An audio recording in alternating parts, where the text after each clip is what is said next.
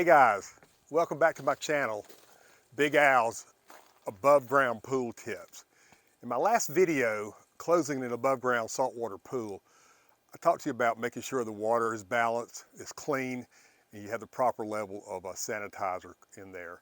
I also said I would be running the filter and chlorine generator 6 to 8 hours a night to maintain chlorine levels and to prevent any freeze up with my pump and hoses. Although my pool water has been holding steady at 36 degrees, my concern is what would happen to my pump, filter, and hoses if I lost power or the pump failed.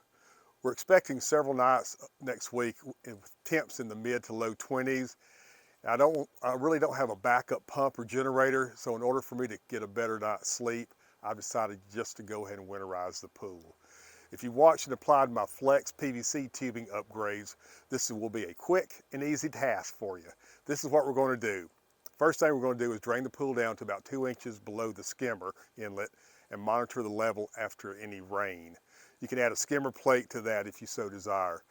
Then we're going to cap the return outlet. Then we're going to disconnect and drain the return and the supply hoses.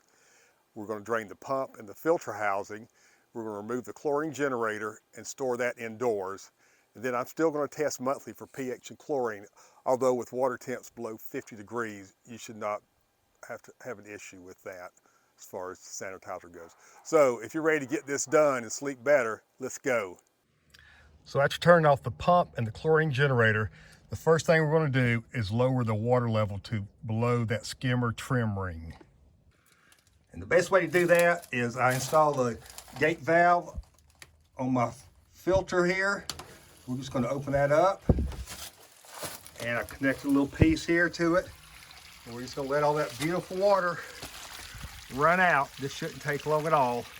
Oh, make sure you remove your flapper door too when you're draining it out. That'll just allow the water to level up in there and flow out. And you can just store it with your basket when you take it out, because on the other end, we're going to leave that open. It's just going to go right out to the ground. So any rainwater that goes in there, it'll just flow over and it'll go right out onto the ground. So you don't have to worry about your skimmer freezing up and cracking.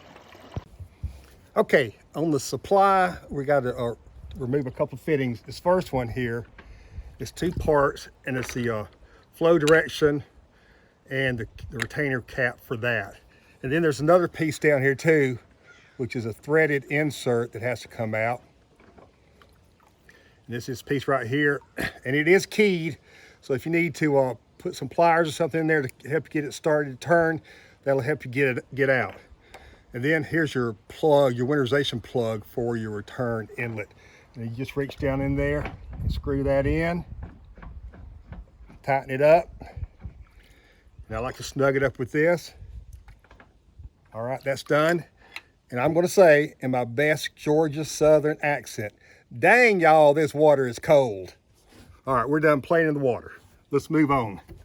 Okay, for those with saltwater pool, your chlorine generator goes right there.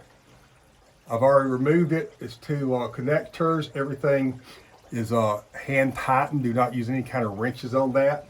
But take this out, you can take it into the house, and you can go ahead and clean it and then have it ready for next spring. I drain my pipes, and I'm going to put plastic bags over the ends of it so nothing will get inside. So this side is done up to the filter, and that's what we're going to work on next. Okay, so you're looking at the bottom of my Hayward skimmer, and I've disconnected it from the pump. And while that's continuing to drain a little bit, we're going to go ahead and work on this pump. Make sure on your filter here that you open up this vent valve to keep from causing any kind of vacuum as that continues to drain there. So the first thing we want to do is remove this basket strainer. Take that out. And then you got 2 drain plugs.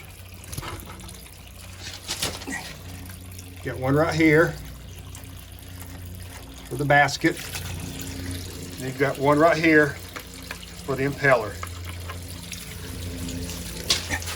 And let those drain.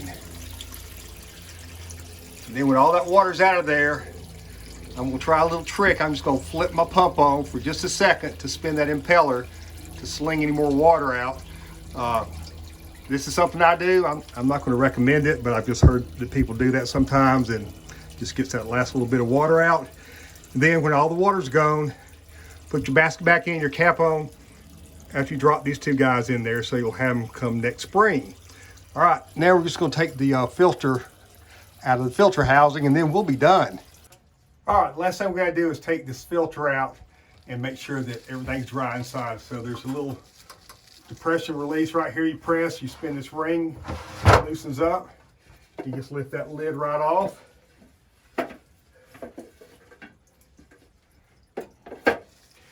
This filter just turns and lifts right out.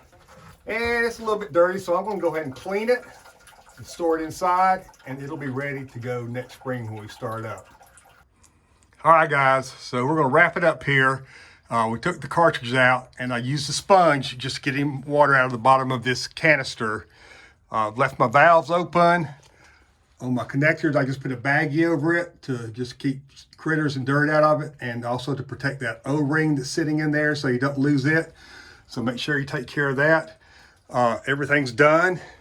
I left that hose connected to my Hayward skimmer because it runs down right there and it drips into this little temporary pipe so I can shoot the water out in the backyard. So we are done here. So I want you to stay tuned because I know a lot of you guys are going to be searching videos on how to install your pool for the summer coming up. So make sure you watch the one on the Intrepid above ground saltwater pool that my wife and I installed. All right, folks, till next time, have a great winter.